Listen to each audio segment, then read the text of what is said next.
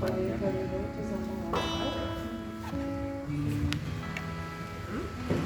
podemos sentar. Então, quer dizer, só confirmar essa alegria também no meu coração de poder estar com vocês aqui da missão, né? E trazer esse tema aqui, esse estudo que é maravilhoso, né? Como a Daniela já falou para nós, a gente não conhece aquilo que... A gente não ama aquilo que a gente não conhece, né? E Deus, Ele ama profundamente a cada um de nós porque Ele nos criou e Ele nos conhece. Ele quer que da mesma maneira nós sejamos esse reflexo do amor dEle e também venhamos a conhecê-lo.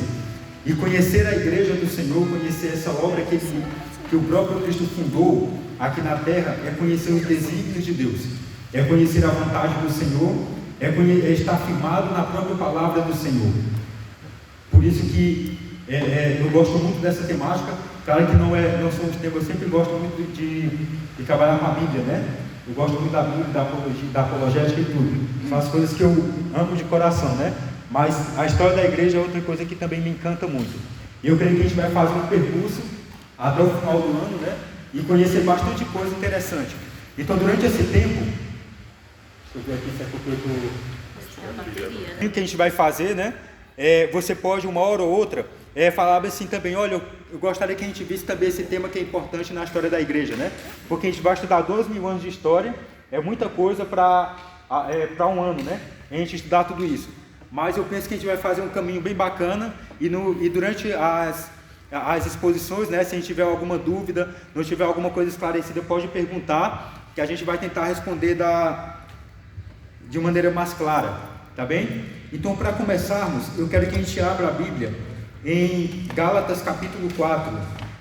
Então, hoje a gente vai ver mais uma introdução, né, de todo o que a gente vai aprofundar durante esses meses que a gente vai estar estudando.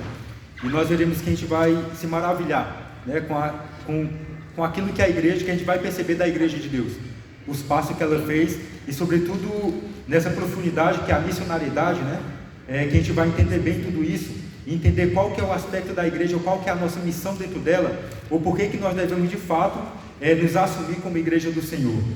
Então, Gálatas capítulo 4, versículo 4, diz assim para nós: mas quando veio a plenitude dos tempos, Deus enviou o seu Filho, que nasceu de uma mulher e nasceu submetido a uma lei, a fim de reunir os que estavam sob a lei, para que recebêssemos a sua adoção. A prova de que sois filhos é que Deus enviou aos nossos corações o Espírito de seu Filho, que clama: Abá, Pai. Já não és escravos, mas filho, e se és filho, então és herdeiros por Deus. Palavra do Senhor. Graças a Deus. Sempre quando a gente começa o estudo da igreja, o estudo da história da igreja, a gente começa com essa temática de São Paulo, que ele fala que na plenitude dos tempos Deus se revela, que na plenitude dos tempos Deus se mostra com a sua face em Jesus Cristo, de modo a reunir os homens a fazer parte de um só corpo, de modo a fazer os homens participantes da natureza, de libertar eles de uma condição que eles viviam, de uma maneira que eles estavam vivendo e que precisavam ser introjetados dentro do coração de Deus, que eles estavam vivendo sob uma lei que escravizava, de uma lei que maltratava, de uma lei que não mais representava aquela manifestação de Deus, como Deus quis se manifestar desde o povo de Israel. Então, quando São Paulo traz para nós aí aos Gálatas, a palavra que mais que deve nos chamar a atenção aqui, é que na plenitude dos tempos. Por que na plenitude dos tempos? Nós sabemos que Jesus, ele é o verbo de Deus, e o verbo é o que? É a palavra. O mundo inteiro ele é criado pela palavra do Senhor. Tudo que existe é criado pela palavra. Tudo que passa a existir é criado pela palavra. Colossenses 1,16 vai dizer que todas as coisas, visíveis ou invisíveis, foi criado pela palavra do Senhor. Então, quando Jesus se encarna, quando Jesus toma a forma de carne, né? Em João capítulo 1 ele fala que era o verbo que estava com Deus, estava junto de Deus, que é o próprio Deus, e veio se fazer homem. Então, é essa mesma palavra que depois vai cair na boca dos discípulos, ou na boca do próprio Jesus, quando ele falar: ide pelo mundo. Essa é a palavra de Jesus, o ide, é a missão. É como nós vamos compreender a igreja na sua dimensão. Em Mateus 24, 14, ele vai dizer assim para nós: o evangelho dessa palavra, porque o evangelho é a boa nova, né? É o próprio Jesus. Ele deve ser feito o quê? Pregado pelo mundo inteiro. E ele fala, quando esse evangelho for pregado pelo mundo inteiro, se ele fala que é o mundo inteiro, é de maneira universal. Daí vem o nome católico, né? A palavra católica significa universal. Não é a Universal do Henrique de Deus de Macedo, que nasceu há 22 anos, né? Essa dali não. Então, quando ele fala assim que vai ser pregado pelo mundo inteiro, ele dá então que é um caráter de universalidade dessa igreja. O evangelho vai ser pregado pelo mundo inteiro, e ele fala, e quando for pregado pelo mundo inteiro, vai chegar o fim de todas as coisas. E a igreja nesse tempo, os discípulos ali apaixonados pelo Senhor, bora pregar mesmo pelo mundo inteiro. Saiu, né? No fuzuê pregando pelo mundo inteiro, porque eles queriam logo o quê? O Maranatá, o vem Senhor Jesus, né? Não bastava só gritar Maranatá, né? Nosso Senhor vem, é Maranatá, vem Senhor Jesus, né? Então, atentos à palavra do Mestre, à palavra de Jesus, ele que é a própria palavra, entenderam isso, que como o mundo foi criado pela palavra, e Deus agiu no meio do seu povo pela palavra, ele queria uma vez mais que o mundo fosse conquistado pela palavra de vida, que era o próprio Cristo Jesus. É por isso que ele vai dizer em Mateus 24:24, o evangelho deve ser pregado, 24:14, deve ser pregado pelo mundo inteiro, para se chegar o cumprimento da verdade do Senhor. E quando ele fala em Mateus 28 e 19, que ide por todo mundo, né? O ide, né? O que é o imperativo, né? Que Jesus está falando, vão, é o imperativo, é a missão que ele está dando e a autoridade, vão pelo mundo inteiro e batizar todas as pessoas, né? Não importa se é criança, se é adulto, quem seja, todas as pessoas, crianças também é gente, né? Nós irmãos evangélicos vão falar, não pode batizar criança, né? Mas pode batizar porque a Bíblia está dizendo que é todas as pessoas, criança é pessoa, né? Então tem que ser batizado. Então batizar todas as pessoas, né? Ele vai dizer em nome do Pai, do Filho e do Espírito Santo. Então ele dá uma dimensão de como seria a igreja dele, de como seria essa expressão que o próprio Senhor está nos dando, de uma igreja que nasce, a palavra igreja significa eclésia, que significa assembleia, reunião, né? Então o que é a igreja? São Cipriano vai dizer que a igreja é o povo reunido na unidade do Pai, do Filho e do Espírito Santo. Então é o povo que se reúne na unidade do Pai, do Filho e do Espírito Santo. Isso é a igreja. Aí nós temos a igreja que muitas vezes a gente fala assim, da igreja de instituição, que a gente vai entender um pouco mais depois, e a igreja como ato de fé. E a igreja como ato de fé, ela é muito mais profunda do que uma igreja instituição. Porque o que é a igreja instituição? Somos eu, você, que nós caímos, nós pecamos, é a parte falha da igreja. Mas a igreja como atitude de fé, como ato de fé, é aquela que permanece desde sempre, porque ela é a palavra do Senhor, porque ela é o próprio Senhor, que é essa palavra. Por isso toda vez que eu falo que eu estou indo para a igreja, ou que eu sou igreja, na verdade, né? Quando eu digo que eu sou igreja, eu digo que eu sou o quê? Que eu sou alguém que estou reunido na unidade do Pai, do Filho e do Espírito Santo. O que é que Jesus falava na oração sacerdotal dele, né? De Lucas, quando ele vai dizer, Pai, que o mundo, que todos sejam um, como tu e eu somos um, né? Que todos sejam um. É que ele queria que nós fôssemos o quê? Unidade. Unidade. Aquele que São Francisco vai dizer, é quando eu me encontro quando eu me encarno na pessoa de Cristo em mim, quando eu me identifico com a pessoa de Cristo realmente, é que a outra parte da cruz, da cabeça, né? Vai se unir com a parte da cruz. Por isso que a cruz de São Francisco é aquela sem cabeça, né? Para mostrar que Cristo é a cabeça e nós somos aquela outra parte, e que precisamos estar ligados à pessoa de Jesus.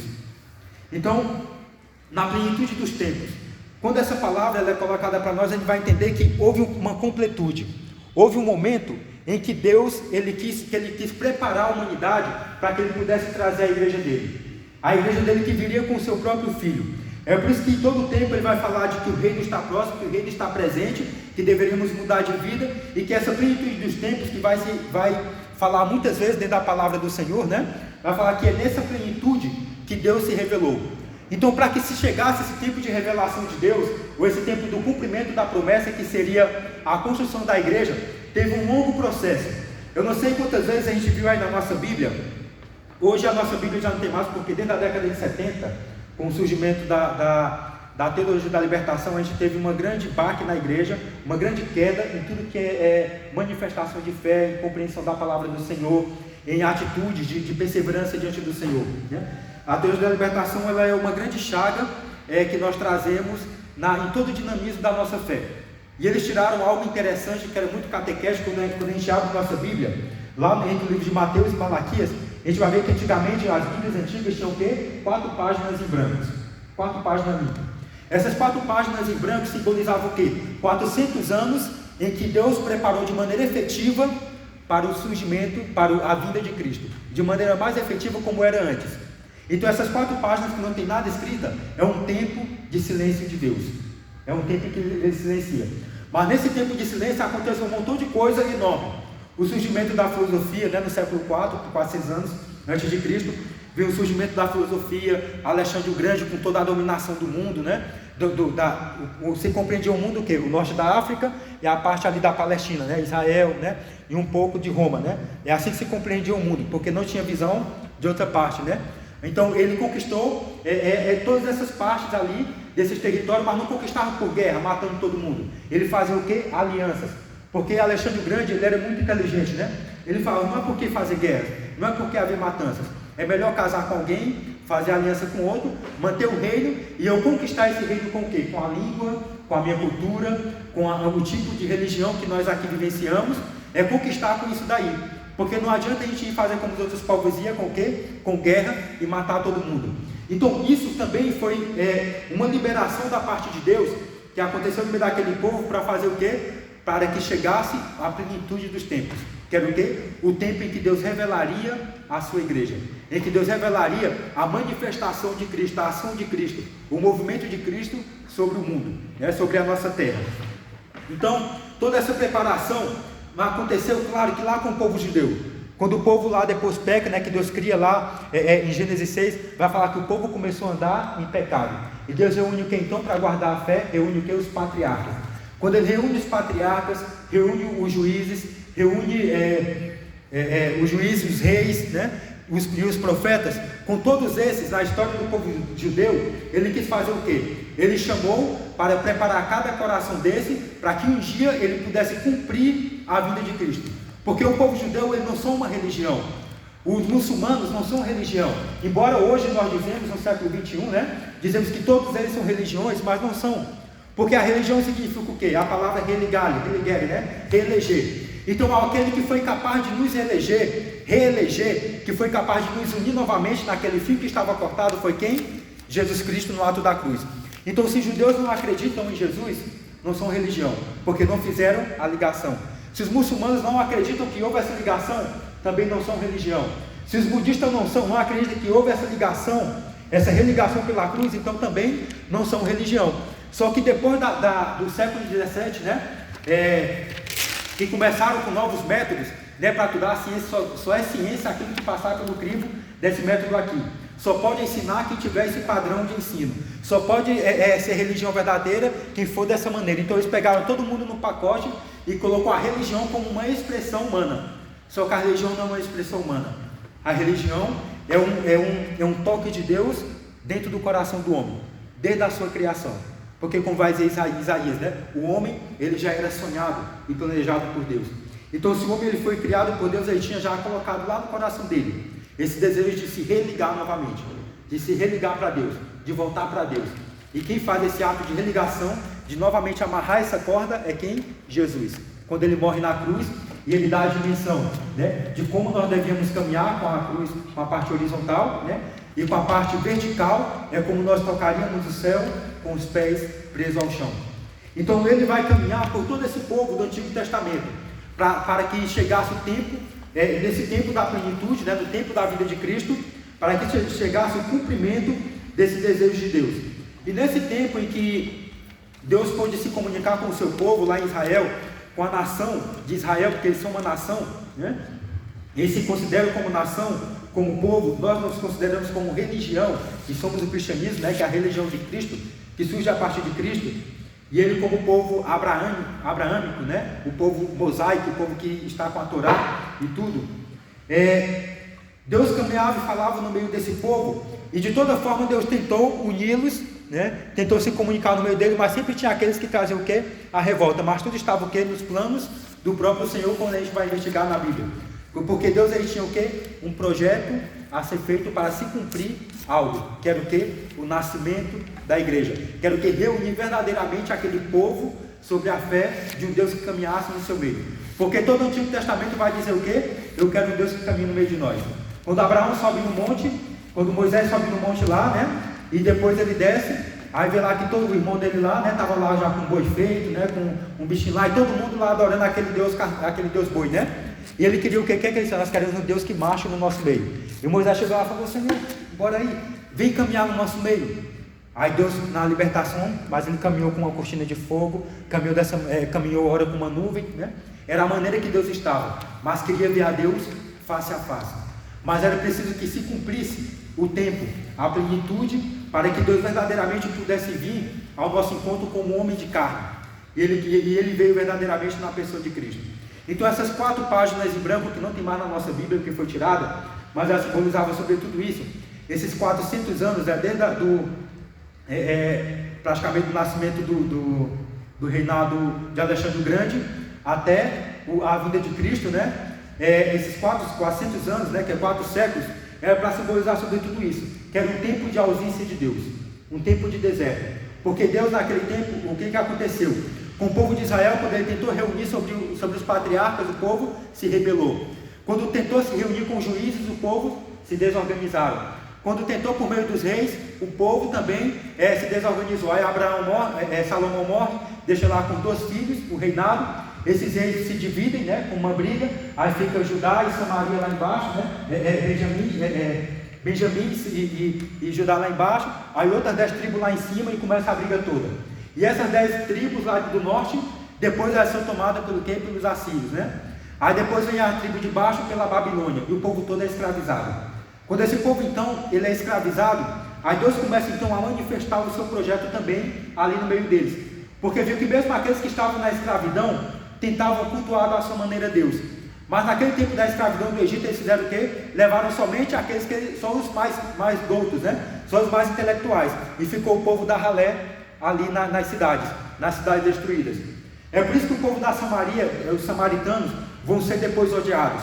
Porque os que ficaram depois, eles começaram a se envolver com outras culturas, né? Com outras religiões, com outros povos que estavam ali. Mas eles mantinham no coração ainda uma fé verdadeira. Mas estavam caminhando no meio deles. E para o povo judeu, né, que foram para a Babilônia, que ficaram no cativeiro, eles falaram: aqueles que ficaram lá não são os verdadeiros judeus. É por isso que depois vai acontecer aquela briga entre os judeus e os samaritanos, né? Onde a gente deve adorar? É no templo, aqui no Jerusalém, né, que está no reino do norte, ou no Monte Garizim, que está no reino do sul, na verdade, né, o templo, e no reino do norte, o Monte Garizim. E o que é que Deus falou para a samaritana? Que não é no templo, nem no monte, mas em espírito e em verdade. O que é que ele estava fazendo naquele momento? Construindo o templo, que ele haveria de destruir, e construindo o que? A igreja. Né? A igreja que seria o quê? A igreja que é o povo reunido, e o templo que é a tua intimidade com Deus. É por isso que São Paulo vai dizer depois que nós somos o quê? O templo de Deus. E o templo é onde Deus se manifesta na sua maior glória, na sua maior beleza. Deus se manifesta. E na igreja é onde Deus se comunica. Dá para entender, né? É onde Deus está se comunicando.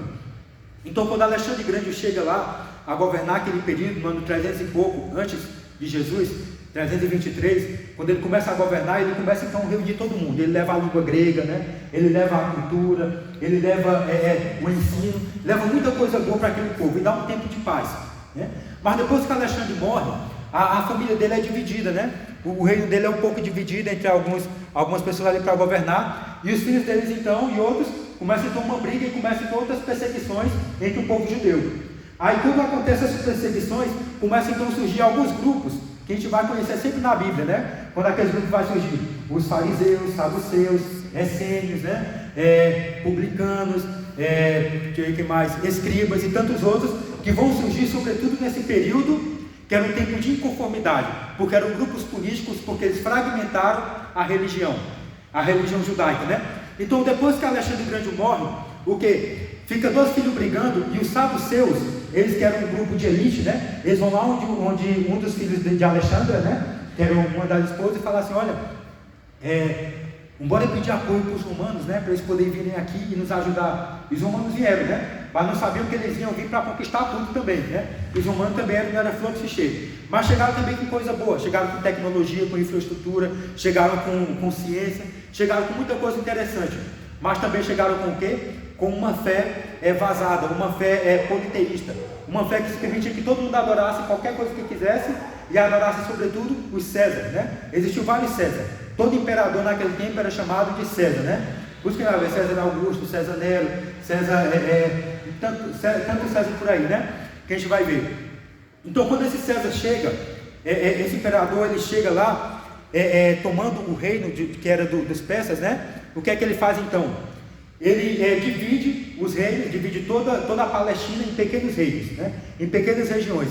E quando ele vê essas regiões, ele vai dar para uma pessoa que é bastante conhecida por nós, chamado Herodes Antipas, né? Herodes Antipas foi aquele que mandou matar quem? João Batista, né?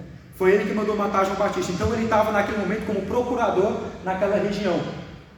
Então, isso tudo que eu estou falando é para a gente poder compreender como que foi o ambiente em que surge a igreja e como que Deus preparou tudo isso para que a igreja pudesse ser comunicada ou que a palavra dele pudesse chegar como verdade naquele momento. Então, esse é o momento político que acontecia. Veio os persas, né? Os gregos ali tomaram de conta, depois vieram os romanos com toda a sua língua também, com toda a sua cultura e pronto, né? Então, quando chegam os romanos, uma parte de judeus vão para a região de Alexandria, né? E esses gregos que vão para lá, eles depois eles não sabiam, passaram muito tempo, eles não sabiam mais falar o quê? A língua hebraica.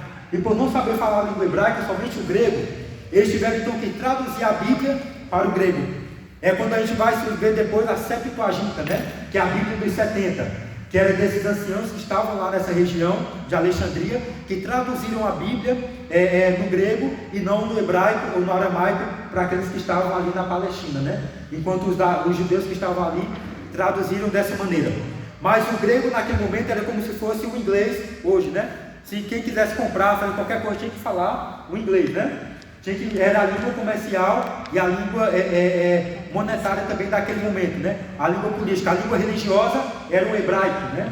Para falar. E o latim, que estava ali também já no meio do povo por causa dos romanos também. Então, quando se estabiliza o povo romano ali na região da Palestina, que é uma região bem pequena, né? Na próxima eu vou estar nos slides para a gente poder ficar vendo que é mais bonitinho, né? Com slides, quando a gente vê a região, consegue ter uma dimensão do que é, né? Mas era uma região pequena, né? Aquela região, então, os romanos, eles dominavam tudo aquilo ali, criaram estradas, criaram aquedutos, criaram muitas coisas. Um lugar propício para a difusão do evangelho. Porque antes não tinha como se sair para qualquer lugar, porque tinha perseguição, tinha morte, tinha tudo. Já com os romanos não, com os romanos a gente podia ir para qualquer lugar naquele momento, porque tinha o quê? Os guardas que guardavam as estradas.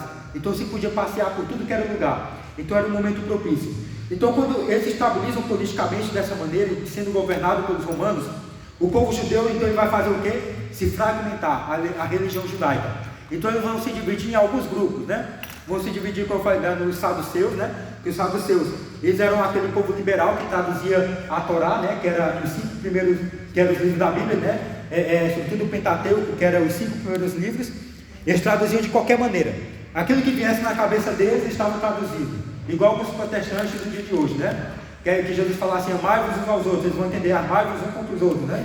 Aí cada um vai entender de uma maneira diferente, né? Então, eles da mesma maneira, só que era um povo que eles não aceitavam a tradição, não aceitavam a tradição. E eles se envolviam muito com a política. E eram os saduceus, eles também eram muito ricos, né? Eles não acreditavam na imortalidade da alma, não acreditavam na ressurreição, né? E vez e outra eles vão o quê? Debater com Jesus, né? Quando não acreditavam nos anjos, não acreditavam em nada disso daí, eles negavam também a providência de Deus, ou seja, negavam a ação de Deus na vida das pessoas, negavam que Deus poderia intervir na nossa vida, ou seja, eles eram deístas, né? Nós somos teístas, né? Teísta é quem crê em Deus e acredita que Deus intervém na nossa vida, que Deus comanda tudo. E deísta é só quem diz que Deus existe, mas que Deus não intervém em nada na nossa vida. Dá para entender, né? Deísta e teísta. É por isso que eu não compreendo os ateus, né? Os ateus, né? Eles negam Deus.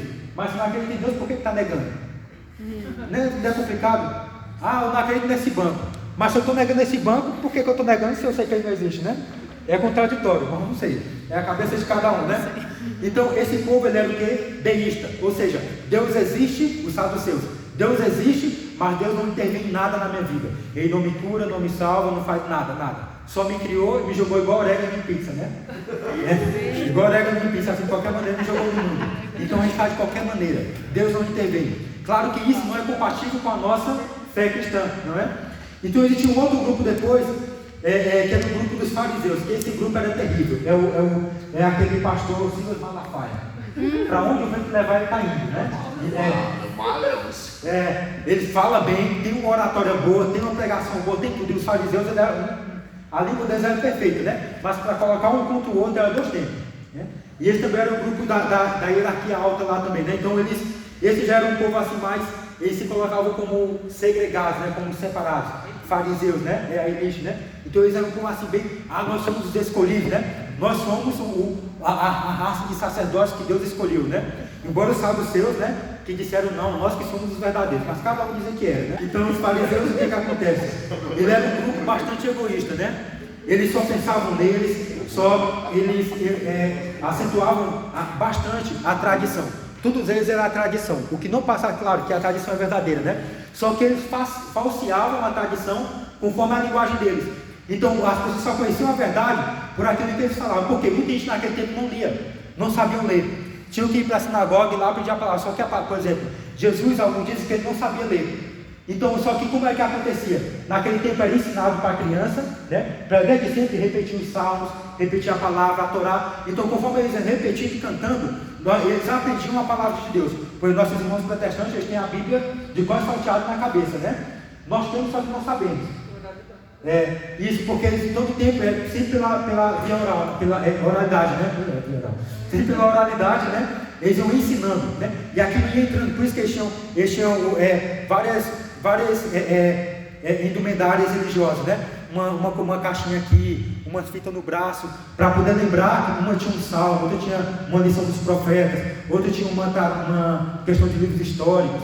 Então cada uma dessas coisas ensinavam o quê? Que eles tinham que recordar todo o tempo a palavra do Senhor, porque eles estavam dentro de uma promessa que vinha pela palavra, e a palavra tinha que ser o quê? Ouvida. Então todo o tempo eles traziam isso. Só que eles ligaram à tradição mosaica, né? Mosaica é a tradição de Moisés, né? Que é a lei, que Moisés foi legislador, ele criou várias leis, né? Tinha mais de 600 leis, e dentro dessas 600 leis existia o quê? Os 10 mandamentos, né? E eram leis absurdas que tinham ali dentro, né? Tinha tanta coisa que eles interpretavam da maneira que quisessem. É por isso que Jesus vai falar, vocês falam isso e para o povo carregar vários fardos, fazem isso, vestir de saco, enquanto vocês não fazem nada disso, né? Aí fariseus, hipócritas, não sei o que mais lá, né? Ele falava um montão de coisa para eles, né? Vermelhões e tal, aí tudo isso. Então, eles eram um povo que eles buscavam unicamente, eles se baseavam unicamente na providência de Deus. Claro, eles já esperavam a providência de Deus, mas negavam a pessoa de Jesus, quando Jesus se encarnou. E um outro grupo era o grupo de essênios, né? Que é chamado como o segundo filho. Esse grupo de essênios, a gente não vai encontrar na Bíblia, né? Mas ele é um povo que foi para o deserto, quando teve as perseguições, né? Quando teve aquelas brigas, ele se levantou o povo macabeus, né? Que era um povo bem, os zelotas, né? E o povo macabeus, que era um povo de... A gente não vai aceitar isso, né? Porque a gente crê no Deus verdadeiro, cremos e confiamos no Senhor, então não vamos aceitar que a nossa religião seja mudada, que a nossa fé seja transviada. Então, esse grupo de essênios, eles também obedeciam à lei de Moisés, só que eles desacreditavam daquilo que era oferecido lá no templo. Eles não acreditavam nem no que os saduceus faziam e nem no que os fariseus faziam, porque eles falavam que tudo aquilo era o que da boca para fora. É por isso que Santo Agostinho vai dizer para nós depois, que o nosso coração sinta primeiro aquela palavra que eu vou pregar, né? Que primeiro eu sinta, né, aquilo que vai ser falado, e é isso que deve acontecer. Primeiro ecoa no meu coração aquilo que eu vou falar para o outro. Então, eles entendiam dessa maneira, que tudo aquilo que estava falando lá no templo, daí tudo é besteira, que eles estão fazendo lá, já se desvirtuou tudo, não tem uma boa interpretação da lei, não tem um verdadeiro sacrifício, não tem uma verdadeira reverência a Deus, um verdadeiro culto. Então eles fizeram o quê? Se recusaram, né? Foram para o deserto, ficaram lá na região montanhosa, e ali cultuavam a Deus da sua maneira, também respeitando as leis, e alguns deles também viviam uma vida ascética, né? E celibatária também, muitos deles. E dentro desse outro grupo, nós temos os samaritanos, né? Como eu falei um pouco deles, que eles são da tribo do norte, né? Que eles foram rejeitados pelos judeus, por quê? Porque quando o povo foram levados para o cativeiro da Babilônia e da Síria, ficou um pequeno povo, né? Ali o povo mais simples ficou na região. E esse povo que ficou, então, eles começaram a ser introduzidos no meio deles muitas religiões. Então o povo judeu, culpavam eles de não cultuar o Deus verdadeiro, de ter uma religião, uma expressão de fé muito misturada, né? Muito misturada. É igual o povo da Universal, que você pode ir lá e pode ser no centro de Macumba, né? E muitas coisas que eles usam lá também é coisa que você vai ver na Candomblé, na Umbanda, fita vermelha, manda não sei o que, sal não sei o que, mas lá, né? É tudo muito parecido, né? É como se o pessoal chamasse uma magia branca, que não tem, né? Mas seria como fosse isso aí. Então, os judeus, falavam para esse povo que ficou na Palestina, né? Para esse povo samaritano, que também era um povo de Israel, que era um povo judeu, falou para eles: não, vocês não são verdadeiros, vocês não são puros, né? Porque faltaram para vocês a integridade, vocês estão misturados com o povo. Só que esse povo, os samaritanos, eles acolhiam muito mais a palavra da verdade quando Cristo veio, do que aqueles que se consideravam os mais justos, né? Os mais conhecedores da palavra. Então eles não eram considerados verdadeiros israelitas. E dentro desse grupo também havia um outro grupo, que era um grupo chamado Zelotas, né? Esses Zelotas eram um grupo assim, eles seguiam também a lei, que se colocavam a serviço da lei, mas era um pessoal que eles morriam, né? Eles se martirizavam para poder defender aquilo que queria, né? E era um povo combatente, muito violento, né? Qualquer coisa ele já estava ali. Teve até alguns discípulos que também eram no meio dos Zelotas, né? 1 bilhão do sítio do padre, né? Para quem adivinhar quem era do grupo dos Zelotas, né? O discípulo que era, né? Pois é, aí já falou. Judas Iscariotes, era dos Zelotas, né? Era do grupo dos Zelotas. Tinha um Simão Zelota? Tinha isso, era o Simão também, né? É aquele nome do Simão, né? Também. Então, todos eles, Jesus pegou alguns grupos desse povo também, que era povo. Mais tarde, Jesus não pegou, pensando assim: eu vou pegar esse povo aqui que é violento, né? Para caso tenha alguma coisa, eles vão ser meus segurança. Não era por isso, né? É porque Jesus, além da aparência, enxergava o quê? O coração. Enquanto os outros povos daquele momento se preocupavam somente com o quê? Com a aparência. É por isso que todo tempo o discurso de Jesus vai ser o que? Ele vê a figueira, a frondosa, bonitona, e vai falar: vai secar a figueira, né? E a figueira depois ficou o quê? Seca. Aquela figueira simbolizava o quê? A religião que não estava mais dando fruto. Ele falou de derrubar o templo e construir um novo. Era o templo humano, né? Que não estava mais dando fruto nenhum, não cultuava Deus de maneira correta. Mas ele construiria um novo templo com a sua ressurreição, que era aquele que surgiria com o cristianismo, né? Aqueles que aderiram à fé. E nós temos também o povo da diáspora, né? Que era o povo que foi levado pelo cativeiro, como eu já falei, né? Pelos babilônios e tudo, e que depois foi para Alexandria, que é aqueles que escreveram a Bíblia, que é o que nós trazemos, a nossa tradução, né? Que a nossa tradução vem deles, que é a Bíblia completa, né? Que tem os 73 livros. Os nossos irmãos protestantes têm a Bíblia traduzida, mas da maneira judaica, né? Que tem somente 63 livros. A nossa tem alguns a mais, né? A mais não, nós temos esses que tem a menos, né? Que nós surgimos primeiros, né? Então quem tem a menos são esses porque tiraram, né? Da Bíblia, né?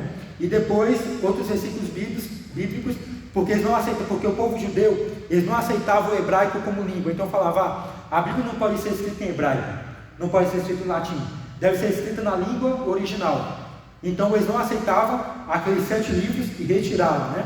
E nós falamos: não, nós deve ser aceitado assim, porque Jesus falava também o hebraico, que é a língua religiosa, mas também falava o aramaico, com certeza falava também o grego, por isso que muita gente não entendia, né? Às vezes quem tem capaz que eu falo grego, né? É assim que o pessoal diz: parece que eu estou falando grego, as mães da gente falam, né? Parece que eu estou falando grego, ninguém está entendendo, né? Então, ele falava assim todas essas línguas. É por isso que no livro de Mateus, quando a gente estuda um pouco sobre o livro de Mateus, a gente vai ver que é totalmente direcionado aos judeus. E já é sempre uma parte dessas línguas todas ali bem presente, né? Todo o tempo Jesus está falando um pouco dessas línguas.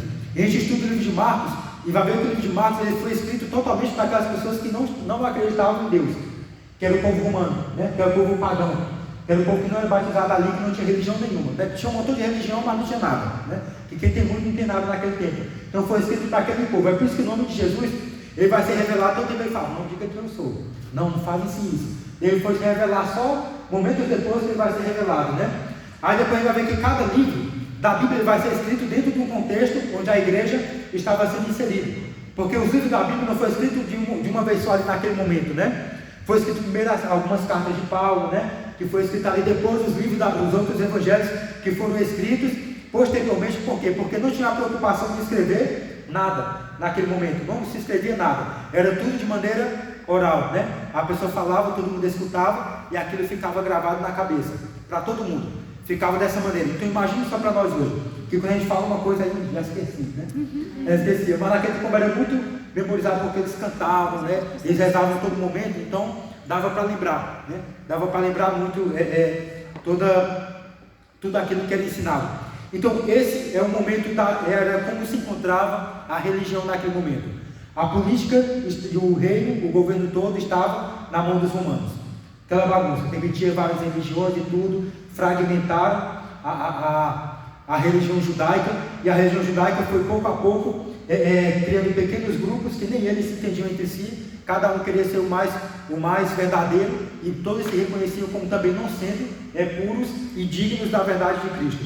É por isso que não compreendiam também, porque deixaram de escutar a palavra da verdade, né? A tradição mesmo, aquilo que o Senhor falava, deixaram de escutar e fizeram com que aquele momento se tornasse o quê? O momento oportuno para que Cristo viesse para poder salvar a humanidade.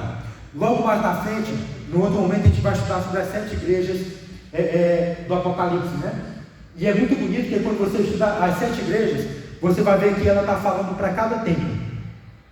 Cada tempo da época que a igreja viveu posteriormente. Mas Apocalipse é revelação. Sim, revelação é a palavra, foi revelado. Se foi revelado, não quer dizer que é porque algumas pessoas pensam que o Apocalipse diga assim, né? É porque é coisa futura, né? Mas é revelado é porque foi revelado já, mas não significa dizer que também não vai acontecer no futuro, né? Porque o que ele revelou é o que de fato vai lá, e nós vemos o cumprimento de tudo isso. Então, quando nós vemos sobre o estudo das 7 igrejas, a gente vai perceber claramente, assim, olha como essa experiência dessa igreja é verdadeira. Olha como isso faz jus esse período da história. Olha como isso dá certo para o tempo que nós estamos vivendo hoje, né? Sobretudo a apostasia daqueles que foram ungidos pelo Senhor, né? Que estão descompromissados com a fé, descompromissados com o ensino. Eu falo isso dos nossos sacerdotes, né? Com muito pesar, mas isso é uma verdade muito grande, né? E a gente percebe, né? A gente percebe. Mas a igreja, a gente vai ver no estudo dela, que ela sempre foi salva pelos leigos, sempre, porque eles foram os primeiros consagrados pelo Senhor, né? E o sacerdote, ele é sacerdote porque um dia ele foi consagrado por Deus, mas antes ele era leigo, né? E as grandes revoluções na igreja, até o surgimento da igreja, ao invés de Cristo pegar todo mundo inteligentão, né? Ele pegou o pessoal ali da ralé, né? O povo mais simples, que ninguém acreditava, para poder confundir, como diz São Paulo, né? Para confundir aqueles que se achavam doutores da lei, porque esses que eram simples, escutavam Deus falar no coração, como fez João Evangelista, né? Inclinar a cabeça sobre o coração e escutar do peito do mestre o que ele estava ensinando, para que não acontecesse como os outros discípulos, que depois esqueceram o que Jesus falou e correram para o túmulo vazio, enquanto Maria ficou lá, porque ela sabia que no momento certo Cristo ele ressuscitaria, porque ela escutou ele dizer: eu vou voltar. Então ela não correu lá para o túmulo vazio, e eles, abandonados na fé, foram lá e correram. Até aqui alguma pergunta? Podemos continuar? É muita coisa, né? Sim. E isso é só 400 anos de história. 400 anos de história. Antes de Cristo, né? Deixa aqui, quando a gente chegar na parte da igreja, que ele vai se sentar. E é bonito, né? Então, e tudo isso é para a gente poder entender como foi o ambiente que aconteceu tudo, né? Por que ele vai entender? Por que a igreja se torna assembleia e não sinagoga, né? Por que aconteceu isso na igreja? Por que os discípulos adotavam essa postura? Por que o sacrifício? Por que tal festa? Por que isso e aquilo? A gente só vai entender quando a gente entender essas bases, né? Toda essa base. Então, a base para a sustificação do desenvolvimento histórico da igreja é de que na plenitude dos tempos, no momento certo, no momento oportuno, Deus veio, se revelou para a humanidade, se fez homem, se fez carne, aquela palavra da verdade se fez carne e fez nascer a igreja. Não é como alguns dizem por aí, o teoria da libertação diz que Cristo pegou o reino e o que nasceu foi a igreja, né? Mas eles falam de maneira pejorativa, né? Como se a igreja fosse o mal. Mas se ela fosse o mal, Cristo nunca falaria para nos reunirmos como povo, para nos reunirmos com um só coração e uma só alma, com um só sentimento, com um só desejo, e orientado para Deus, como vai dizer Agostinho e também os apóstolos no Atos dos Apóstolos capítulo 2. Então, Atos 8 vai dizer, né, que desde a Judéia, a Samaria, todos os lugares do mundo, Deus faz o quê? Ele vai reunir esse povo para poder escutar a sua palavra, para poder escutar Jesus. E a partir dali, ele vai reunir a sua igreja. É por isso que Atos 1 vai dizer para nós, né? O outro vai dizer para nós o quê? Quando Jesus ele está, depois da ressurreição dele, né? Ele vai lá para os discípulos e fala: olha, permaneçam em Jerusalém, não se afastem de lugar nenhum, porque vai acontecer algo top das galáxias, né? Algo surreal vai acontecer no nosso meio. E esse algo, o que foi? A vinda do Espírito Santo. E essa vinda do Espírito Santo, ela foi o que deu, é a cartada de Deus para dizer: agora sim a igreja está formada. Porque ali estava o Consolador, o Paráclito, né? A palavra diz assim, né? Pelos profetas: Paracalete e Hipócrita. Ou seja, sejam paráclitos para o meu povo, seja o que? Consolador, seja o defensor. Então, o Espírito Santo, ele é Espírito, ele tem vida própria, mas ele se manifesta na igreja, se manifesta em cada um de nós. É por isso que quando os dons são derramados sobre a igreja, há uma derramada dom de profecia, dom de revelação, dom de milagres, dom de discernimento dos espíritos, o dom de obras, o dom de línguas. A cada um é derramado o dom diferente, né? Já vai eu, né? A cada um é derramado um dom para quê? Para que todo mundo viva o quê? Unido e não separado, porque o Espírito Santo é o Espírito de quê? De unidade. É por isso que São Paulo vai dizer, né? Se todos receberam o Espírito Santo, por que são tão desunidos? Né? Hoje nós diríamos: se todo o cristianismo recebeu o Espírito Santo, porque há tantas igrejas diferentes, né? Se todos eles dizem receber o Espírito Santo, mas nós permanecemos íntegros, permanecemos fiéis, porque nós estamos firmados sobre a palavra do Senhor. Nós estamos firmados não sobre o cuspe de Cristo, porque parece que Cristo estava cansado, né? Mandou os discípulos evangelizar, no Mateus 16, 18, disse: olha, vai evangelizar todo mundo, né? Aí volta todo mundo lá, Jesus, né? E aí, quem disse por aí que eu sou? Ah, vai dizer que você é um roqueiro por aí, é um hippie, né? Ah, com os cabelão por aí. Ah, é? Tá bom. Eu acho que... Aí chegava, né? Quem por aí disse que eu sou? Ah, não, disse que você é um rebelde, né? Alguém falou isso. Aí pergunta para todos os discípulos, né? Aí pergunta para Pedro, já estava com a língua coçando, né? Porque ele ouviu muita coisa bonita ali. Pedro, ele sempre estava falando na frente, né? Aí quando pergunta para Pedro: tu és o Cristo, Filho de Deus, falaram que tu és assim, é isso, é maravilhoso, é lindo, é bonito, cheiroso e tal. Falaram muitas coisas. Jesus falou: perfeito, é isso mesmo. Bem-aventurado foste tu, porque não foi a carne e o sangue que te revelou isso, mas o meu Pai que está nos céus. Por isso eu te digo que tu és Kefas, né? Pedras, né? Pedra, e sobre esta pedra eu edificarei a minha igreja, e as portas do inferno não vão prevalecer contra ela, não prevalecerão contra ela, né? Então, em vez de sempre falar assim: a igreja vai ficar parada, o inferno vai vir bater na porta e a gente vai ficar aqui com ele. Não é. Se diz que a igreja ela é humilde, ela está em caminho, então o inferno que está tremendo por onde a igreja vai passando, por onde a igreja vai caminhando, o inferno não vai prevalecendo sobre o poder da igreja. Mas hoje a gente está tímido, e é o contrário. O mundo fala da gente, todo mundo fala aquela coisa, a gente fica aqui. Por quê? Porque nós temos o quê? Obediência. Enquanto nós ovelhas sofremos, nossos pastores, aqueles que devem meter o pau pela gente no mundo e falar aquilo que tem que falar, pela autoridade silenciam, né? Então a igreja não pode se acovardar dessa maneira, porque ela é a palavra do Senhor, ela é o firmamento da palavra do Senhor. É por isso que quando ela vem, ela vem como é revelada como igreja da fé e como igreja histórica. Igreja histórica é esse que nós estamos estudando 2.000 anos, mas a igreja da fé, as duas se unem, que é essa fé que é passada para mim e para você, que foi ensinada lá atrás, que nós queremos em um só Deus, Pai Todo-Poderoso, Criador de todas as coisas, né? Do ser invisível e invisível e tal. Que tudo aquilo que nós temos no nosso credo, que a gente vai ver depois na formação da história, de como que esse credo foi feito e como que ele simboliza a nossa fé. Que bonito seria hoje quando chegasse alguém aqui, né? Chegasse a Terezinha: eu era da banda, da candomblé, sei lá, eu era petista, qualquer coisa, né? E hoje me converti à igreja, né? Aí se converte ao padre, que bonito, né? Chega lá aqui, Terezinha, então diante da comunidade aqui, reza o credo, né? E ali a estender a nossa, como os discípulos faziam, né? Como os apóstolos, todo mundo se convertia, ia pegar aqui a mãe e falar: creio em Deus Pai Todo-Poderoso. Gente, isso é de arrepiar. Você não vê que eu estou de manga longa, né? Mas é muito bonito alguém professar a fé como era professado na igreja primitiva. Alguém em público, quando eu quero me apostatar na fé, não quero mais saber nada não, vai embora. Tá bom, então vai lá para todo mundo e diz. Aí todo mundo falava: eu descrevo em Deus Pai Todo-Poderoso, né? Mas falava que não acreditava mais em todo mundo. Mas aquele que queria, e era arriscado para nós, porque ser cristão naquela época, né? Era muito difícil. Qualquer coisa a gente virava um espetinho, né? Via uma espada, né? Qualquer coisa, via um machado, qualquer coisa, colocava a gente num caldeirão de pinche, né? Colocava a gente numa carroça, arrastava no meio da rua, arrancava uma vassoura, arrancava. Gente, não era fácil ser cristão naquele tempo. Agora imagine só, para que essa palavra, que isso era oral, né? Que isso era dita para nós, chegasse até hoje, vixe Maria, né? Demorou, muita gente teve que morrer, muita gente teve que firmar na fé em Jesus Cristo, para que essa igreja permanecesse viva. Aí então todo esse ambiente lá, tudo enquanto lá, tudo bonitão ali, um negócio não estava dando certo, outro estava bagunçado, a religião não respondia mais ao Senhor. Aí vem Jesus Cristo, né? Aí vem Jesus Cristo para poder consertar tudo. Nasce num período conturbado, o bichinho já nasceu sendo perseguido, né? Aí vem a perseguição, tenta matar ele, tenta matar a mãe dele, o coitado foge para o deserto, vai para lá, vai para cá, igual a gente vai para um lado, vai para o outro, né? Mas Jesus, ele já desde o início veio como homem e já participou de tudo na vida que nós também sofreríamos. Tudo que nós imaginávamos. Jesus passou pela vida dele, nós também passamos, né? A única diferença é que ele não teve pecado nenhum, porque ele era Deus. E essa diferença também está em nós, porque eu e você não somos pecadores. Estamos em pecado, mas não somos. Nós somos imagem e semelhança de Deus. Eu já falei isso algumas vezes, né?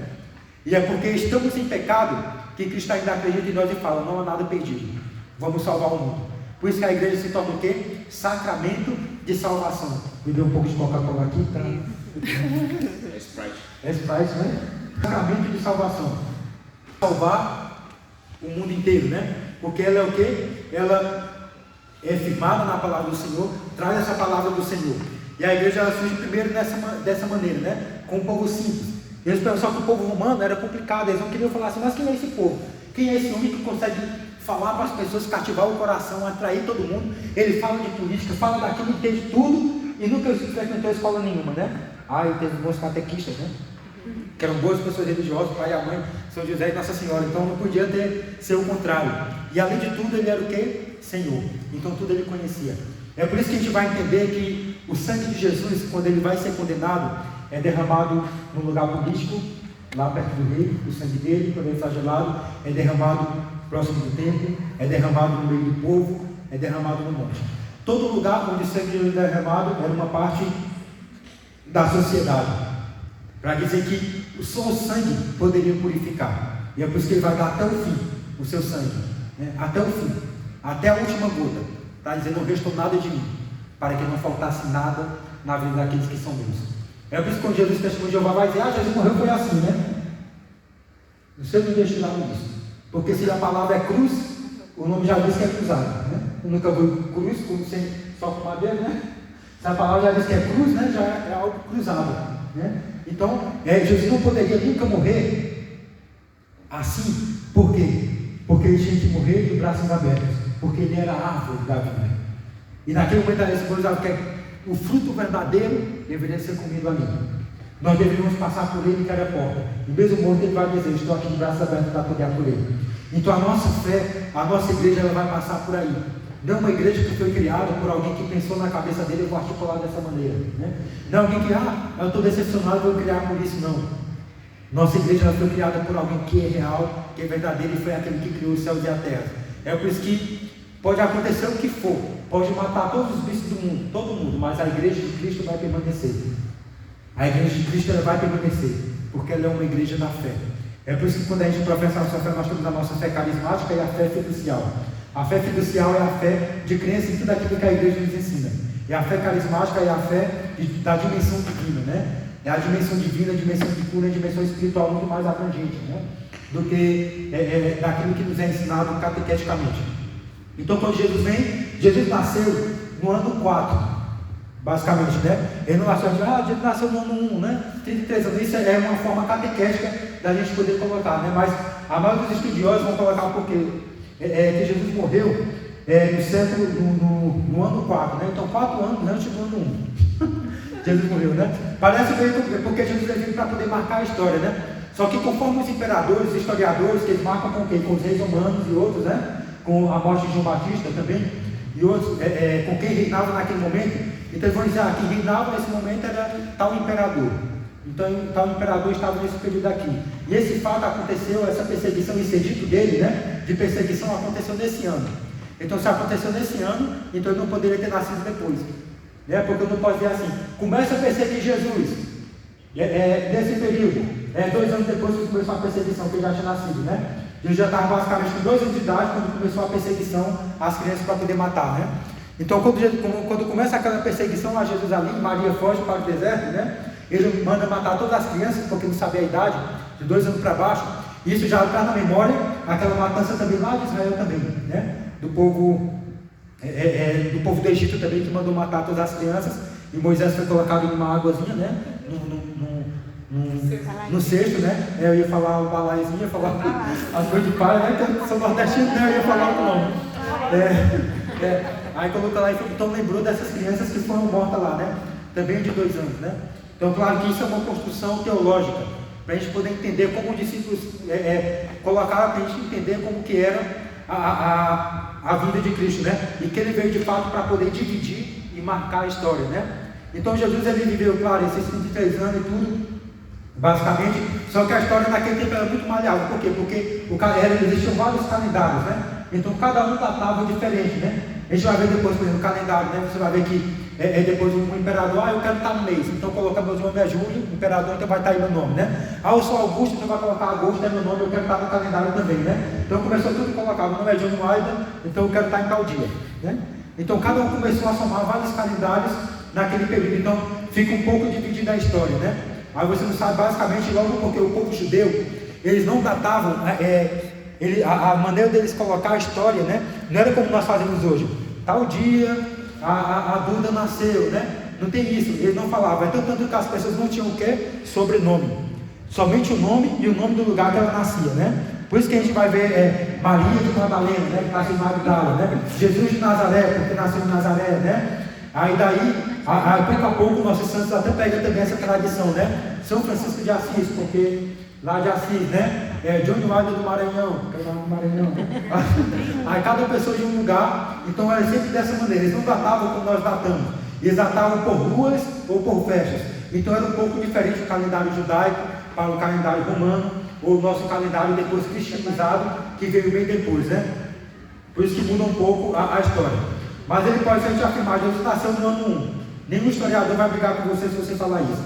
Jesus nasceu no ano 2, antes do ano 1. Nenhum historiador também vai te bater por causa disso, porque não se sabe a data certa naquele período, né? Porque há esse conflito de calendários porque 60 anos depois, depois que Jesus nasceu, 54 anos depois, o que acontece? Um imperador doido, biruta, ele faz o que? Toca fogo em Roma. Toca fogo em Roma, César Nero, né? Agora eu acordei doido, né? Biruta, eu vou tocar fogo em Roma, né?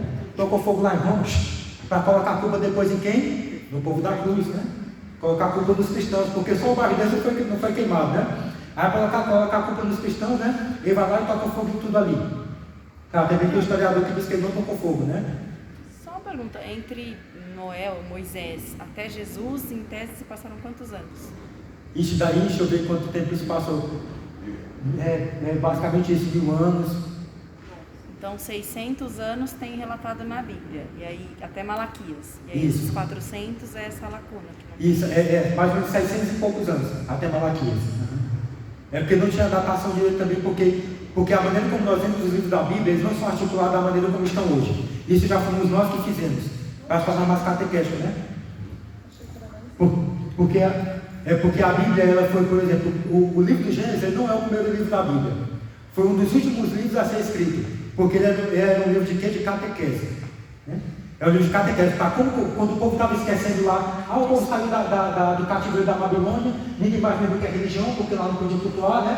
Passou um montão de tempo, ninguém mais lembra o que é nada, né? Então vamos começar a catequese. Aí começar assim, agora o povo se reúne, né? Por isso que existe o quê? Lá no Gênesis, 2 criações, não é? A criação do Gênesis 1 e a criação do Gênesis 2. Porque uma dos sacerdotes eloísta, né? E o outro do outro tipo dos sacerdotes, esqueci o nome, né? Do outro tipo de sacerdote que criou lá Javista, né? Um é de Javista e o outro é eloísta, né? Porque foram 2 períodos que juntaram para construir o livro do Gênesis, né? Eloísta é porque assim, quando Deus se manifesta com um nome, né? Então Deus se manifestou outra vez como Elohim, né? Como Elohim, né? E outra vez se manifestava como Javé, né? Yavé, né? Que é o mais antigo da lei mosaica, né? Que é o Yavé. Então, cada sacerdote que nasceu nesse período, ele se denominava como dessa coisa. Hoje eu nasci no período em que a renovação carismática estava no boom, né? Em que todo lá em casa cuspia fogo e arrotava braço. Pessoal, aquela coisa do boom mesmo, né? Então, como fui criado nesse período, aí eu vou me tornar, quando eu me tornar sacerdote, com a graça de Deus, vai ser um sacerdote o quê? Carismático, né? Aí, não, eu sou lá, sei lá, não sei de onde aí, deixa eu ver, sei lá, para não falar do lugar nenhum, né? Mas daí eu nasci no tempo que o Lula estava governando, então, aí nasci o quê? Sacerdote político. Também, né? Aí eu nasci como da teoria da libertação, que tem uma outra dinâmica, né? Que tem uma outra dinâmica de interpretação da Bíblia, né? Eu sou jovem e estudei muito o Papa Bento XVI, né? Top dessa live, né? Supra real, homem de coração, né? Aí eu nasci em outro período, não vou falar nada, né? Mas aí a gente vai ver que degride um pouco a nossa formação, porque falta um conteúdo de fé, né? Porque a gente se preocupa com outras coisas que talvez não sejam prioridades, né? Mas é isso. Então, quando Cristo ele nasce nesse período bem conturbado da história, né? E quando ele nasce nesse período conturbado, ele nasce para poder organizar. E para organizar tudo isso, ele precisa o quê? Reunir. E para reunir, ele precisa fazer o quê? Eu já falei algumas vezes sobre o Abe Audire, né? Eu até digo sempre, né? Que o primeiro mandamento da lei de Deus não é como é lá no Antigo Testamento, o primeiro mandamento? Amar a Deus sobre todas as coisas. Não é esse mandamento, né? O primeiro mandamento qual que é? Escuta Israel, né? Shema Israel, Adonai Elohim, né? Escuta Israel, então é o imperativo. Escuta, é a primeira ordem que ele dá. Escuta, né? No hebraico, no latim vai escutar Abe Audire, né? Escuta, por isso que escutar e obedecer é a mesma coisa, né? É por isso que o demônio vai dizer na palavra, né? Ele crê que estremece, mas ele não obedece. Porque para obedecer ele tinha que escutar Deus, né? E Deus não vai falar com ele, não vai coisar nada, né? Não escuta nada, então ele não vai obedecer. Então por isso que ele não obedece. Então, pela escuta da palavra do Senhor. Então Jesus começa então a pregar, a catequizar o povo, a ensinar, a falar: convertei-vos porque o reino está próximo, liberta dessa vida porque eu tenho paraíso, faz isso porque eu tenho tal coisa para ti. Então ele começa a falar de um montão de coisas maravilhosas. Ele começa a fazer o quê? Arder o coração daquelas pessoas que tinham na memória aquela palavra, que já conhecia a lei, que conhecia a tradição, que conhecia o ensinamento do Senhor, mas estavam o quê? Como latas vazias. Lata vazia a gente bate, só faz barulho, né? Eles precisavam ser preenchidos de algo novo. E esse algo novo, Jesus prometeu que viria depois que ele subisse aos céus, que seria o seu Espírito, que é o que daria dinamismo a todo aquele povo. Então ele começa a reunir ali os discípulos, depois começa a vir 72, cada uma dessas pessoas para se tornar o quê? E quando eles se reuniam, aquele grupo de pessoas se chamava o quê? A Assembleia, né? Que no latim vai chamar o quê? Eclesia, né? Eclésia, né? Eclésia significa o quê? Igreja, né? Que é a igreja, a Assembleia, né? Então, essa Assembleia de Deus, esse povo na Assembleia de lá, né? Essa Assembleia do povo de Deus, essa reunião, essa igreja é que vai escutar do Senhor, agora do próprio Cristo, Deus falando com ele, não mais porque um profeta está falando. É por isso que geralmente alguns profetas, quando eles falavam palavra do Senhor, né? Mas era uma terceirização da voz. E agora estão escutando direto daquele que é a palavra, diretamente do verbo, diretamente de Jesus. Eles estão escutando o que ele está fazendo. Então Jesus ele vai ensinar. E a vida pública de Jesus, a gente sabe, conhece como que foi a vida pública dele, né? E durante a vida pública dele, ele debateu com um grupo tal, debateu com a política, né? Então, em todas as camadas da sociedade, Jesus ele se manifestou, caminhou por todas elas para fazer o quê? Para dizer para a igreja, para ensinar que a igreja ela não deveria ser o quê? Tímida, mas ela tinha que ir por todos esses espaços. Em qualquer lugar, a igreja deveria estar, mas ela deveria estar sem se misturar, sem se confundir, na verdade, né? Sem se confundir, né? Porque eu posso converter um bêbado, mas eu não preciso sentar na mesma mesa que ele para poder beber, né? Mas eu posso sentar e olhar nos olhos dele para falar a mesma linguagem, né? Uma linguagem que ele possa entender, só olhar nos olhos, mas não preciso beber a mesma coisa. Então a igreja ela se entronizava ali e falava com eles dessa maneira. Então depois Jesus vai morrer, lá pelo ano 32, 33, né? Ou no quarto de San, né? De San, que era o mês, né? Que era o mês judaico. No quarto de San, que era o mês judaico, que Jesus vai morrer, né? No sétimo, lá perto do 7 de abril, né? Por aí assim, né? Do ano 30, que Jesus pode ter morrido ou 30 ou 33, né? Aí a gente sabe por causa desse período, dessa falha na história, né? Mas se você falar assim, Jesus morreu no ano 30, perfeito, não vai mudar nada. Jesus morreu no ano 33, não vai mudar nada para nós, né? Se Jesus disser tudo isso daí. Então, depois que Jesus morre, que ele já ensinou tudo, né? E ele fez toda aquela oração sacerdotal dele, que a gente pode ler depois na Bíblia, né? Toda a oração sacerdotal dele, ele vai fazer toda aquela oração, e ele diz ali como nós devíamos caminhar, como a igreja deveria ser, como a igreja deveria agir, o que a igreja deveria fazer, né? Então, de todas essas formas, Jesus vai falando ali para nós, né? Então, essa é a atividade de Jesus. Até que ele fala aquilo que nós já falamos, né? Que quando ele vai falar para Pedro, que instituiria, né, a partir de Pedro, a igreja de Cristo, né? Por quê? Porque ele subiria, mas o Espírito Santo ele precisaria se manifestar. E onde o Espírito Santo se manifesta, como Deus deveria falar a nossa linguagem, ele deveria fazer o quê? Escolher pessoas para poder falar, né? Para poder ser boca de Deus, para poder estar caminhando no meio do povo e falando. É por isso que depois que acontece o Pentecoste, que Pedro vai falar, que todo mundo fala assim, aconteceu o Pentecoste, alguns vão dizer, não foi língua, não foi as línguas estranhas que tem que falar lá, não foi a língua dos anjos como nós chamamos, né? Foi línguas inglês, espanhol, sei lá, que o pessoal tinha falado. O inglês nem existe naquele tempo, né? Mas só para dizer, né? Cada um começou a falar uma língua que todos entendiam ali, mas não era essa língua, né? Porque senão até hoje, toda vez que nós recebemos o Espírito, nós aprendíamos a falar inglês, espanhol, né não? Se fosse isso, seria dessa forma, não é? Seria até mais fácil, né? Batizou todo mundo, recebeu o Espírito e pronto. Era falar alemão, né? Falar ligando. Seria dessa forma, mas não é. Porque de fato, eles falaram uma única linguagem, que era a linguagem da fé, a linguagem do amor, a linguagem do Espírito. E essa linguagem era uma linguagem que foi repartida em fogo. Eu nunca vi ninguém aprender inglês falando agora língua de fogo, falando inglês, né? E eu estou falando agora alemão, estou falando... Não, ninguém fala dessa forma. Mas porque foi uma língua que consumiu eles por inteiro, tirou o medo, tirou o receio e falou, agora a igreja tem que abrir as janelas de tudo. Pedro abriu a porta. Foi igual quando aconteceu no Vaticano II, né? Quando diz algo, né, que João 23, né? Ele propôs lá a ideia do Espírito Santo e pediu que abrisse todas as janelas, né? Para que entrasse um novo ar. Porque naquele momento o Espírito Santo estava o quê? Esquecido. Ninguém mais nem sabia falar quem era o Espírito Santo. É por isso que Jesus vai dizer, né? São João Batista vai dizer, está no meio de vós quem vós não conheceis. Está no meio de vós quem vós não conheceis. Ele falou isso a respeito de Jesus.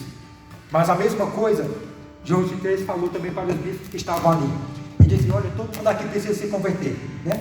O bispo caiu para trás, desmaiou, foi não sei o que. Eu, o príncipe da igreja, vou me converter? Eu não sei o que vai lá. Vai se converter sim, todo mundo. Porque nós precisávamos da ação do Espírito. E foi essa ação do Espírito que motivou Pedro a poder falar que Jesus, ele era o Filho de Deus, a reconhecer. Foi essa ação que vai dizer para Jesus, que Jesus depois vai dizer, olha, o Evangelho vai ser pregado pelo mundo inteiro para que se cumpra a verdade. Se nós pensarmos nesse sentido, quando eu falava do ensinamento das igrejas, né, das 7 igrejas, a gente vai ver que das últimas igrejas vai tomar sobre tudo isso. De quando a palavra for pregada em tudo que é lugar, vai chegar ao cumprimento, a outra plenitude, onde Cristo vai levar os seus novamente. E nós estamos vivendo um tempo de apostasia da fé de muitas pessoas, um tempo de renegação da fé, de esfriamento do coração de muitos cristãos, e é o cumprimento da palavra do Senhor. Ele já nos avisou lá atrás, mas quando ele avisou é para nos prepararmos para quando isso não for, para quando isso estivesse próximo a acontecer, nós fizéssemos o quê? Nos erguêssemos. Quando eu lavo a roupa e deixo lá fora, se eu sei que vai chover, eu vou fazer o quê? Retirá-la, não é? Para que a roupa não seja molhada pela chuva. Então, se Cristo nos alertou pela sua palavra o que aconteceria, é para que eu fizesse o quê? Me preparasse para um tempo de dor, para o princípio das dores. E nós já entramos nesse momento, um tempo apocalíptico. E é um tempo em que a igreja poderia ter clamado muito tempo, porque é aquele Espírito que clama sobre nós e falou, quando ele fala que na plenitude dos tempos, no cumprimento do tempo de Deus vir buscar a sua igreja, aquele Espírito vai gritar no nosso coração, Abá, ó Pai. Abá significa paizinho, né?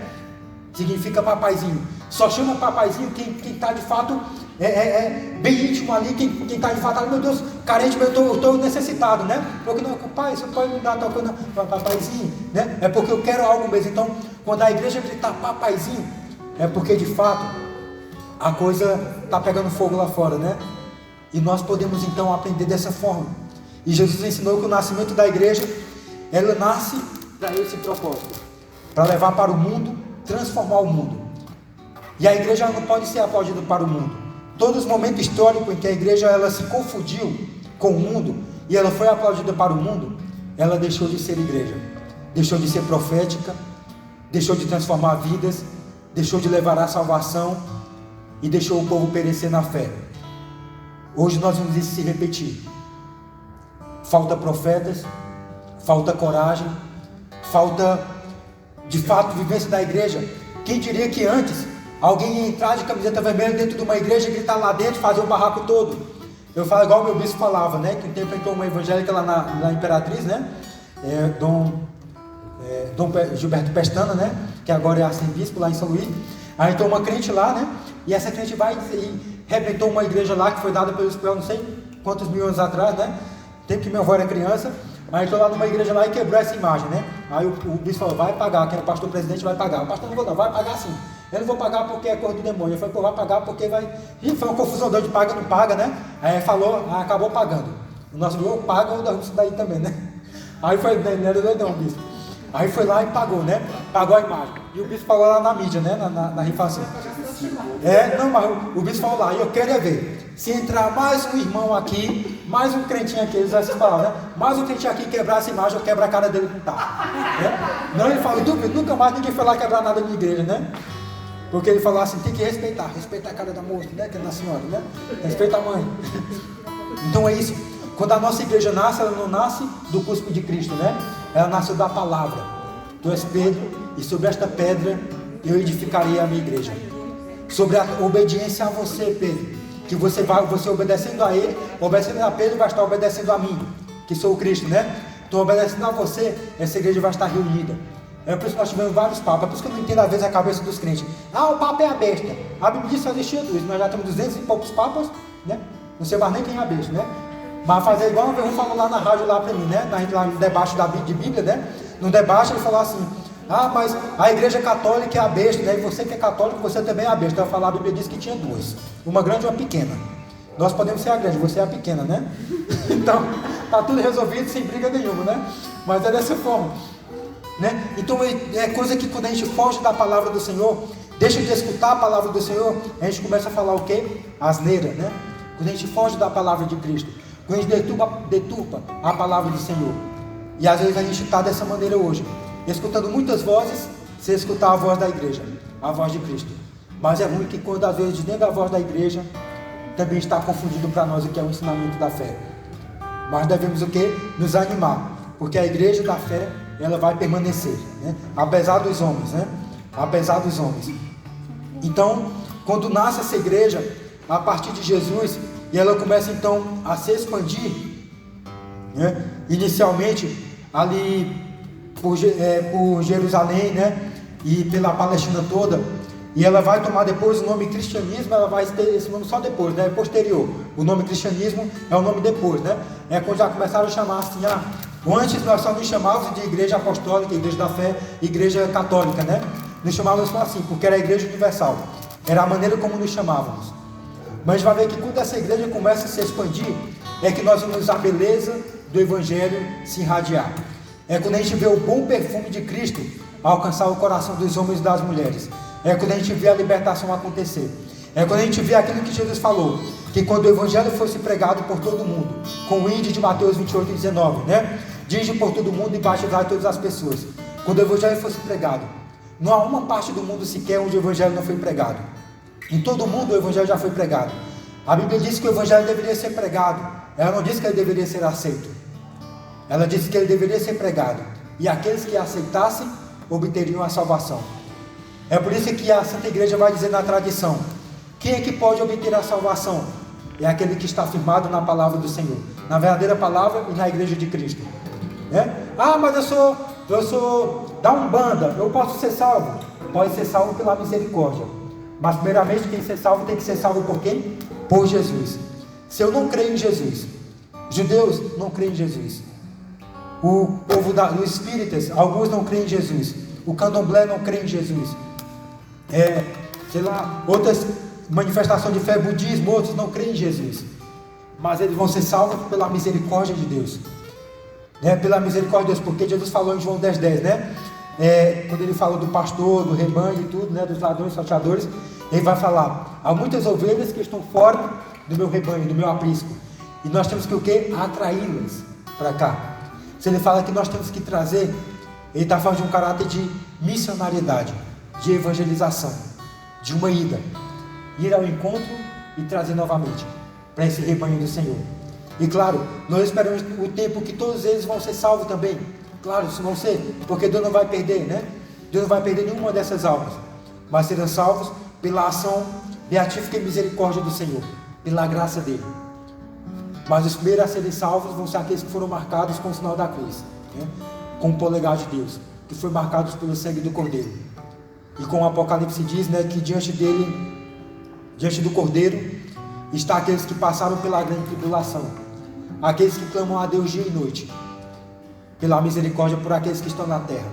Isso já nos dá até entender que existe intercessão de santos, porque se existe aqueles que adoram dia e noite diante do Senhor, e ele não estava falando dos anjos, ele fala daqueles que lavaram suas vestes no sangue do Cordeiro, e significa dizer que você morreu, não está dormindo, significa dizer que você foi para os braços de Deus, para a sua plenitude. E a igreja tem essa missão, e a gente vai estudar como em todas as épocas, em todos os tempos, a sua preocupação foi levar a salvação para os homens. E nós vamos aprender e amar a nossa igreja, e nós vamos a partir daí, em nenhum momento, em qualquer lugar que estejamos, a gente vai ter vontade, a nossa língua vai coçar, igual de Pedro, igual em São Paulo, depois também tantos outros, para poder falar em nome do Senhor, e se possível for, falar até com a vida, entregando sangue. Bento XVI falava, para encerrar, Bento XVI falava na sua despedida, e isso é bem interessante para nós, porque ele falava em caráter profético, e nós não entendíamos. Quando ele já estava para se despedir, ele pediu que fosse construída uma imagem de Miguel Arcanjo no Jardim do Vaticano. O jardim foi o lugar de quê? Da tentação, não é? Foi o lugar da tentação. E ele falava que o demônio ultrapassou os muros da igreja, porque nós permitimos, pelos nossos pecados, por nossa falha e por tantas outras coisas. Ele ultrapassou o muro.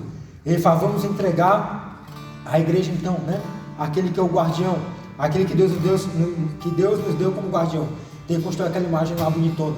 Isso me deu, mas a gente nem sequer percebeu, porque logo ele saiu, veio outro papo, e ele viu aquele alvoroço e se perdeu o caráter profético dele, E ele dizia isso para nós e falava que nós, nos tempos vindouros, e não tardaria, e seria logo, estava pronto, era para estarmos prontos, que nós viveríamos o martírio, mas não o martírio do sangue,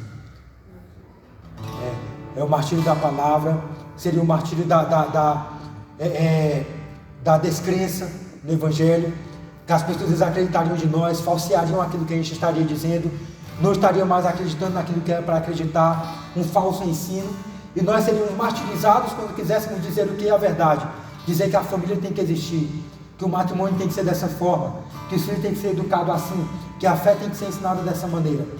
E quando ele dizia isso, passou por um ouvido, foi pelo outro, na cabeça de alguns, e esquecemos de escutar a Pedro, e a barca foi agitada, e a nossa barca está agitada, e nós estamos clamando, e vamos nos assombrar quando Cristo vier. E sempre quando Cristo vem, e que ele vê essa barca sendo agitada, ele pergunta: onde está a sua fé? Para o outro evangelista, ele vai perguntar: em quem vocês colocaram a sua fé? Em quem nós colocamos a nossa fé? Ou aonde está a nossa fé? É a pergunta que Jesus fazia para os discípulos quando a barca estava agitada, pelo medo das tempestades ou de tudo que acontecia. Eu rezo para que a nossa fé esteja em Jesus que nos foi apresentado pela verdadeira igreja de Cristo, por essa igreja que é sem mancha e sem ruga, e que nós vamos amá-la quando nós conhecemos verdadeiramente. Amém? Amém. Essa foi só uma introdução para a gente poder entender a igreja de Cristo.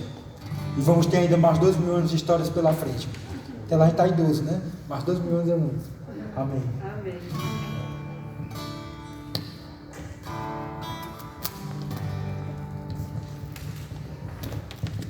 Que noite boa, não? Que bênção. Esses segundos sábados vão ser, vou usar uma palavra lá do Nordeste, de arretar. Então vai ser de arretar. Algumas coisas me vinham ali enquanto a gente estava ouvindo e teve bastante informação também, né? Bastante coisa assim que eu, por exemplo, uma coisa que eu não sabia, talvez seja algo tão simples, mas eu não sabia o motivo da briga lá dos samaritanos com os judeus, que era o povo de baixo, o povo da elite, etc. Assim, tanta coisa, tanta informação, e eu ficava pensando, puxa, eu não trouxe meu caderno de anotação aqui, eu estava sentindo falta de escrever, de anotar. Mas ao mesmo tempo, me veio assim, o que vai ficar dessa noite? Qual é a palavra? Qual foi o ensinamento dessa noite? Eu não sei se você quer falar aí uma frase, uma palavra. Se alguém quiser, levanta a mão e fala o que ficou assim dessa noite, de aprendizado, dessa primeira formação. Alguém quer falar? Pode falar. Cuspir fogo.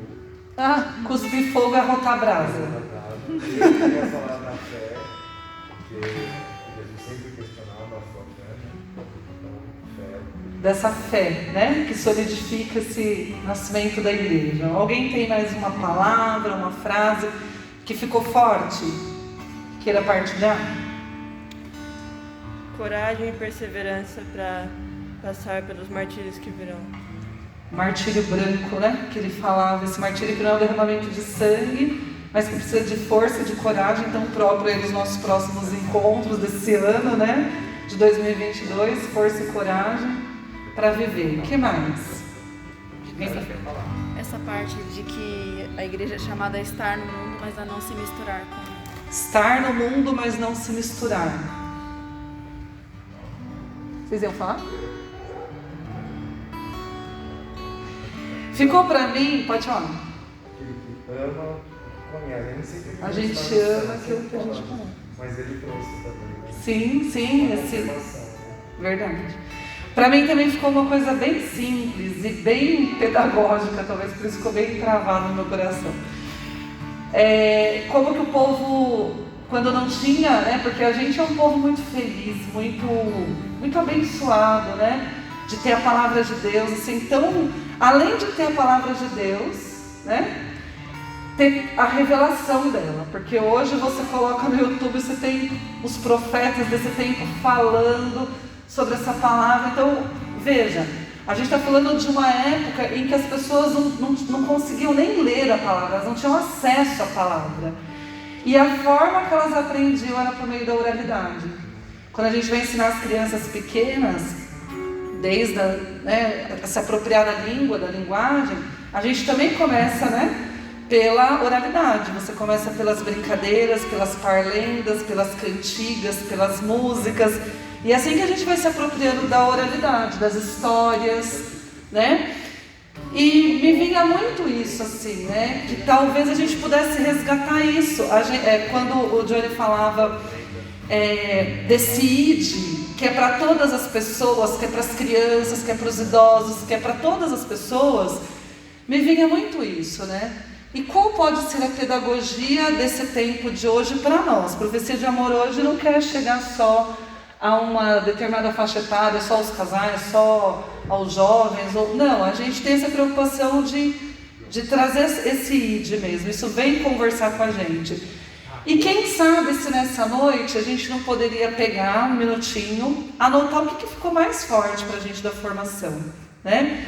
E de repente também trabalhar essa pedagogia da oralidade. Eu não sei muito falar da palavra de Deus, eu não tenho muitas as palavras memorizadas, mas e se eu pegar um versículo que falou forte ao meu coração da liturgia desse final de semana? E se eu pegar o Salmo 102 e pegar aquele versículo? E se eu pegar essa passagem que eu vou ler agora, esse versículo de envio, e eu anotar, e eu ter ele ali, né, na minha cabeceira, na minha geladeira, no lugar onde eu lembro, né, numa fita que eu coloco no meu braço, sei lá. E assim também for uma pedagogia no qual a gente ensina as nossas crianças, né? Hoje a gente estava pondo a Vitória no carro, eles, né, o João Pedro, e ela estava com uma Bíblia igual a essa, e ela falou assim, a palavra de Deus é maravilhosa. Fez favor? Foi uma coisa assim, a palavra de Deus é preciosa, que não sei o quê. Certamente, essa frase foi uma conclusão que ela chega, mas ela ouviu isso. Ela ouviu. Então, também se a gente falar isso para as nossas crianças, né? E me veio uma coisa até em tom de partilha mesmo, muito simples, mas que na última missão de rua a gente falava entre nós, assim, que a gente não queria só fazer a comida, entregar, ser só um ato social, mas que a gente precisava. Eu ouvi isso de várias pessoas, assim, no decorrer daquela semana, semear a palavra de Deus. Eu ficava pensando, mas como, né? A gente não vai fazer uma pregação para entregar uma marmita, a gente nem sempre vai fazer um momento. E a Roberta falava assim para mim, Dani, e se a gente fizer assim? A gente entrega a marmita, em vez de levar escrita a mensagem, a gente fala, né? Jesus te ama, o Senhor é teu Senhor e Salvador. A gente falar, olhando nos olhos da pessoa. É uma frase, ela falou, né? Ela falava para mim, mas é uma frase que vai ser falada ali olho no olho. E quando o Johnny pregava e falava dessa pedagogia da oralidade, me vinha muito isso, assim, né? Que talvez seja de uma forma muito simples, seja conta-gotas, né? Mas que esse olho no olho, então, vamos rezar sobre isso nessa noite, né? O quanto que essa pedagogia da oralidade, da palavra de Deus, ela pode nos catequizar, nos evangelizar e pode ser também uma forma de chegar ao coração do outro, chegar ao coração das crianças, de chegar ao coração daqueles pequeninos que a gente está, né, se aproximando. Então vamos ficar em pé. Eu separei aqui esse trecho que o Johnny trouxe para nós em Atos dos Apóstolos, que diz no capítulo 1, versículo 8: Mas descerá sobre vós o Espírito Santo e vos dará força, e sereis minhas testemunhas em Jerusalém, em toda Samaria, em toda a Judéia e Samaria, e até os confins do mundo. Vamos repetir isso? Mas descerá sobre vós o Espírito Santo e vos dará força, e sereis minhas testemunhas em Jerusalém, em toda a Judéia e na Samaria e até os confins do mundo. É o que eu quero mais, que seja um. É o que eu quero.